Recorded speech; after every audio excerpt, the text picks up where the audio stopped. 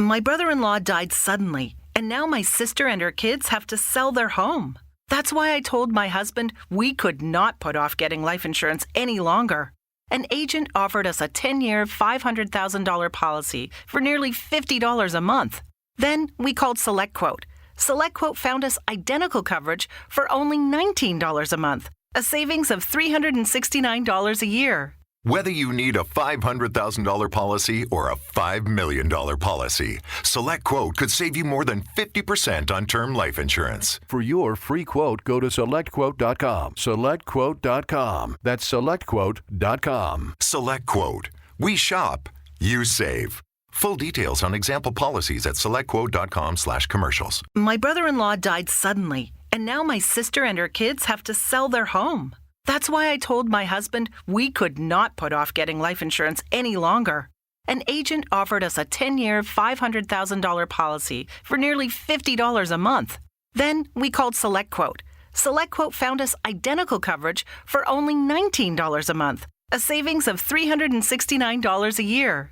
Whether you need a $500,000 policy or a $5 million policy, SelectQuote could save you more than 50% on term life insurance. For your free quote, go to SelectQuote.com. SelectQuote.com. That's SelectQuote.com. SelectQuote. We shop, you save. Full details on example policies at SelectQuote.com/commercials. Welcome to Pretty Lies and Alibis. Join us as we seek the truth and travel the long road to justice. What's going on, everybody? Welcome to another episode of Pretty Lies and Alibis. I'm Gigi Fruit Loop. Don't sneeze. Oh, I know, right? Sinus stuff stinks. Yeah. Yes, and I just realized I'm a little blotchy, so if we both fall out... We're 2 of the 7 divorced. I'm sneezy and you're... I don't think there was a blotchy, but... Blotchy hey, maybe Bashful. Bashful was blotchy. He had... I'm blotchy. Yeah. Yeah, well, I've been out in the rain. It rained a little bit on the little thing at the elementary school, but we're good. So real quick, we want to give a big thank you to our sponsor, Two Cool T-Shirt Quilts. Go to www.twocooltshirtquilts.com/Pretty Lies and Alibis. You can get a really cool pillow like that, or see that Clemson one back there? That's hers too. Go check her out. So we got the confirmation today that the partial remains found in the reserve were Brian Laundrie. Yeah, I was so hoping it wasn't. Me too. I mean, it all added up, and I wasn't surprised, but I'm surprised at how bummed I am. And we like to see justice play out in the courtroom, not in a reserve in Florida. And so I know this is an incredibly sad day for Gabby's family, both sets of parents. She's got 2 full sets of parents. I think the Petito and the Schmidt family need to do a masterclass on how to be a successfully blended family. They seem like they are leaning on each other, and it's just really sweet to see. Yeah. But it's not the news that they wanted, because all of her parents said they wanted to see him pay for this. And for somebody like Brian, who loved to be outdoors, having to pay for what we believe he did to her in a jail cell is as close to justice as we can get. Yeah. I wanted him to have to look them in the face. Yeah. Yeah. We don't know a cause of death. I don't know that they're going to find a cause of death, to be honest. This is a partial skull and some bones. So I'd only heard a partial skull, but Brian Enton from News Nation Now on his live said that there was a partial skull and some bones. The medical examiner did go back in today. We did see a van go into the reserve, so maybe they have found more remains in that area. I just think unless it's really obvious, maybe a suicide with a gunshot wound, maybe they would be able to tell that way, but might be hard if there's not much there to work with. Yep. So officers went to the Laundrie house, and they were inside only for about 2 minutes given the death notification.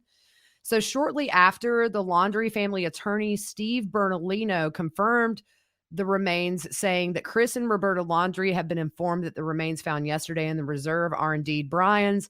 We have no further comment at this time, and we ask you respect the Laundrie's privacy at this time.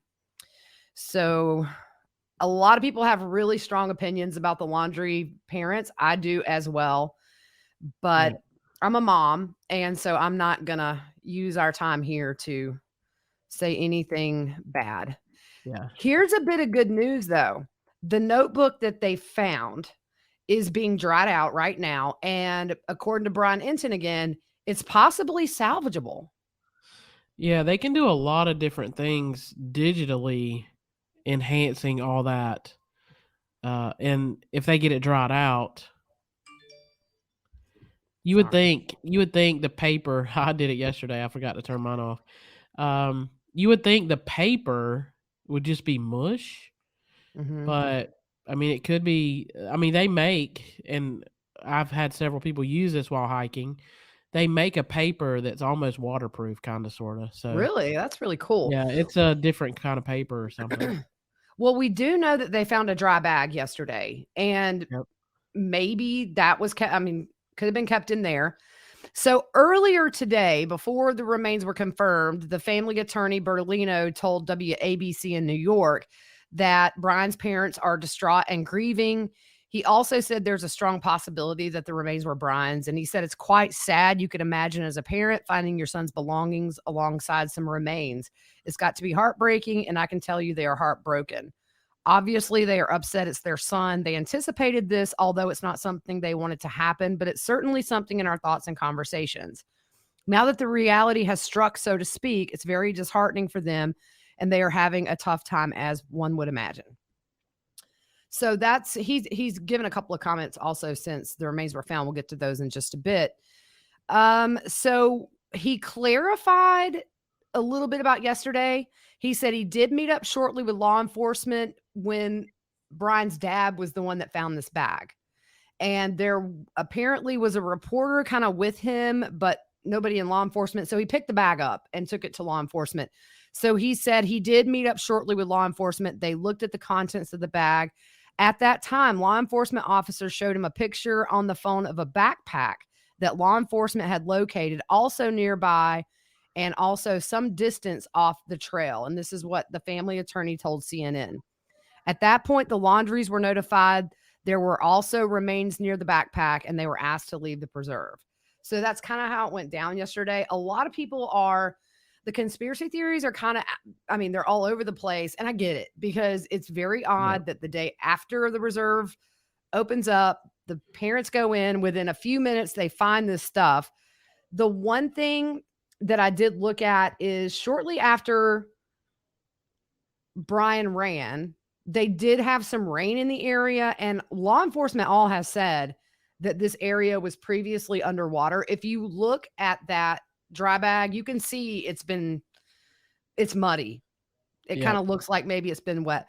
So we're not going to entertain all those conspiracy theories. We're just kind of putting out there what we know. But it is a little weird. I will say that's suspicious.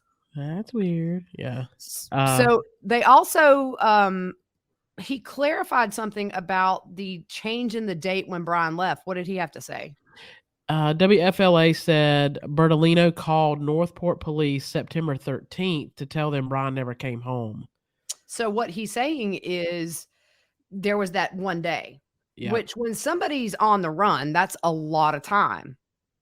That they're out there potentially running. So what they're saying is they let them know that day. Yep. So we know the remains were skeletal, a partial skull, and some bones. We don't know. Will they be able to determine a cause of death? They're good at what they do, but when you have a partial skull and some bones, like I say, unless he maybe shot himself, and they can tell, sometimes they can tell by how the skull is fractured if that would have resulted from a gun. Yeah. If it's not something obvious like that, I think it may be hard because it would be really hard to say if there's evidence of an animal, which clearly probably happened. Yeah. It's hard to tell, did that come before or after he was deceased? So we may never know.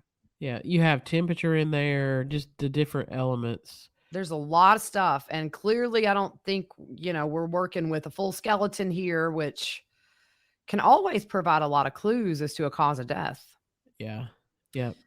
So he calls conspiracy theories they plant in the bag hogwash. That's what the attorney says. And I mean, we weren't there, so we don't know. But I would think that they had eyes on them. You know what I mean? Yeah, I'm not. I'm not jumping on that bandwagon really No. because the law enforcement knew that they were going to search since the park was open. Yeah. And I don't think that they waited until they were out of sight and dropped the bag. I really don't. Yeah. It makes sense where the body was found, which was relatively close to where that Mustang was found. My prediction, I mean, my theory, which I don't have any kind of degree in this stuff, is maybe we're going to find that shortly after he ran is when he died. Yeah. And I think they're going to be able to determine by what's on the bag, around it, whatever, how long that's been there. That's Very just my true. belief. Yep. Yeah. So when asked if Chris and Roberta thought Brian was innocent, he said, "I can't comment on that. This isn't over. Maybe we will learn what the FBI's found over the next few weeks, or sooner or later. It's going to be more coming out of what was in that bag." I think so. I think obviously the contents of that notebook is the big question right now. Did he leave us with some answers to a lot of questions we have, or Brian was known to doodle? There's videos of him and Gabby both drawing and doodling and these things. I would think if I'm on the run from law enforcement, I'm not going to feel like I have time to doodle. So hopefully if they're drawing this notebook out, it makes me think maybe they've seen something that they want to save. Yeah. So we know with Tylee, they identified her through her jawbone. So and we're going to get into through that dental actually. records. Yeah. So tooth enamel is harder than any other substance in the human body. That's crazy. I did not know that. I didn't either. It's kind of cool though. It is cool. I mean, it's smart. God made us that way so we can chew, right? That's why you can eat steak because it's so hard. Snakes. What are you thinking about? Oh, Lord. They say it tastes like chicken. I don't know. Snake? I've never eaten it, but I'm just saying. Yeah. Oh, yeah. I would never eat snake.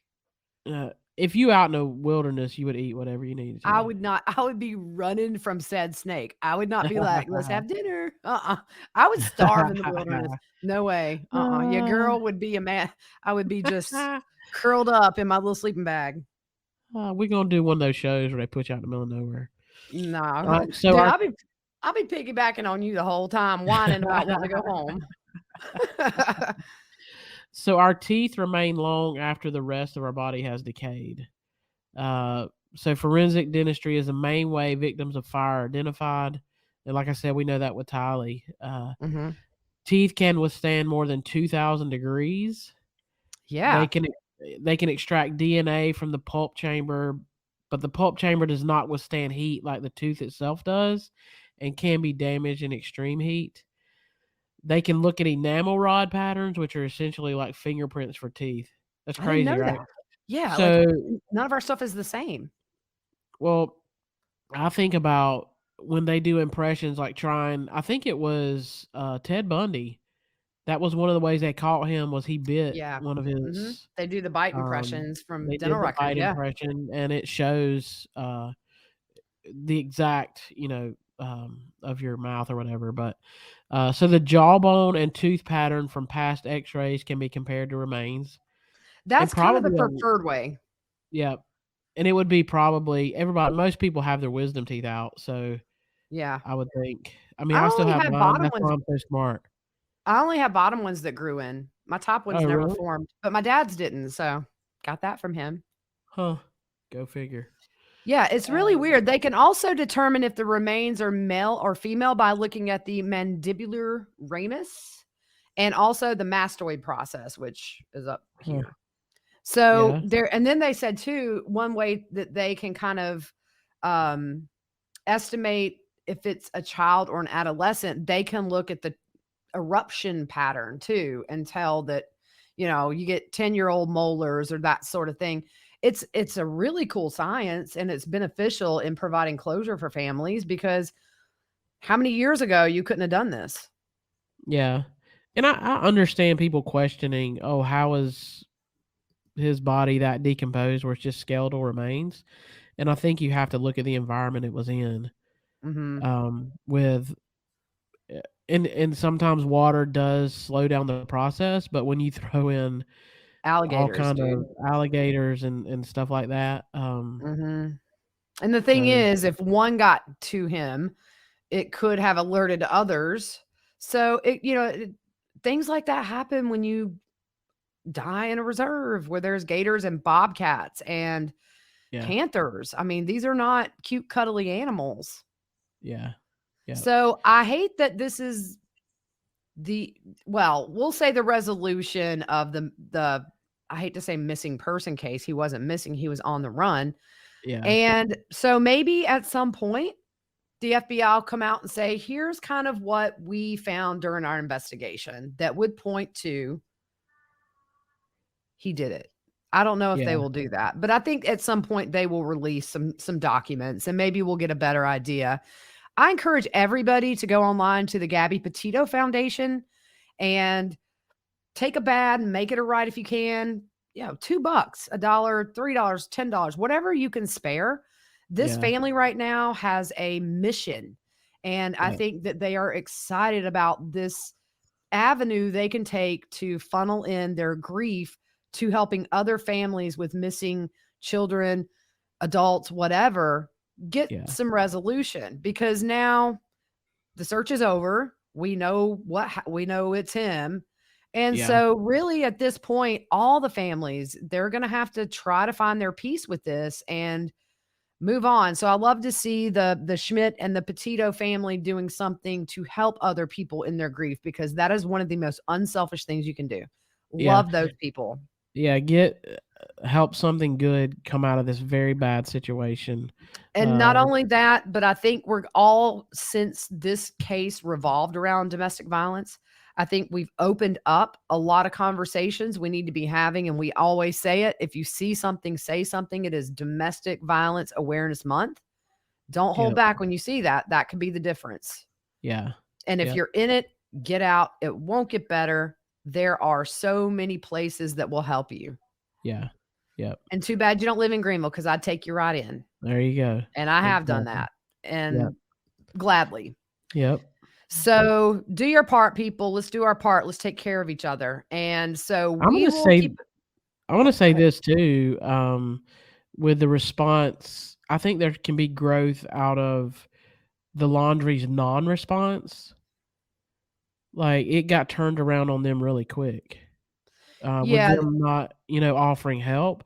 So that's a learning thing as well. Like, do what you can to help.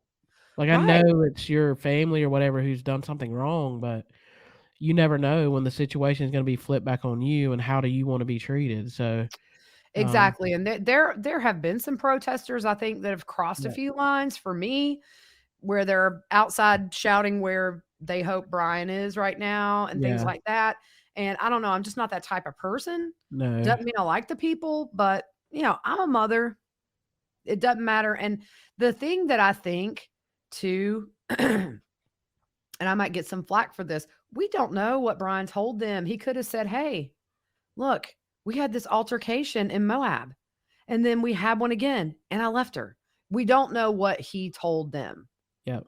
We don't know what they have been dealing with. And his lawyer actually came out today and said, I told them, don't talk to the Petito or the Schmidt family. That's their choice though. But I mean, and there's a lot of questions. If they knew something and had they went to authorities, maybe we wouldn't be here. That's what they'll live with for the rest of their life. Yeah.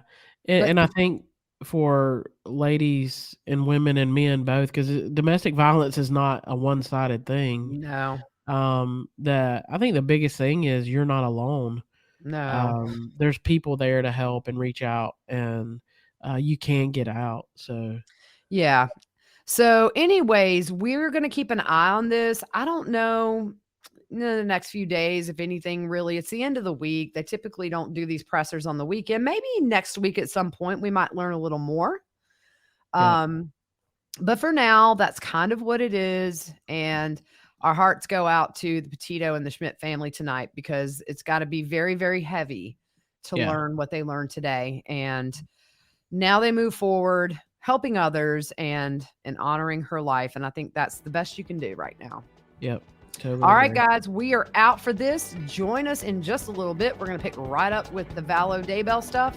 So we're coming right back at you.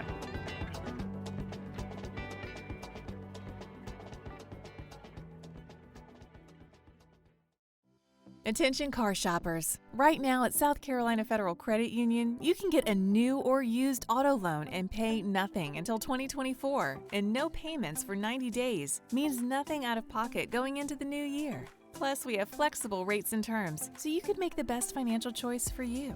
Learn more at scfederal.org/auto loans. That's scfederal.org/auto loans. Certain restrictions apply. Existing South Carolina Federal credit loans are excluded. With the Lucky Land Slots, you can get lucky just about anywhere. This is your captain speaking. We've got clear runway and the weather's fine, but we're just going to circle up here a while and get lucky. No, nothing like that. It's just these cash prizes add up quick. So I suggest you sit back, keep your tray table upright, and start getting lucky. Play for free at LuckyLandSlots.com. Are you feeling lucky? No purchase necessary. Void where prohibited by law. 18+ terms and conditions apply. See website for details.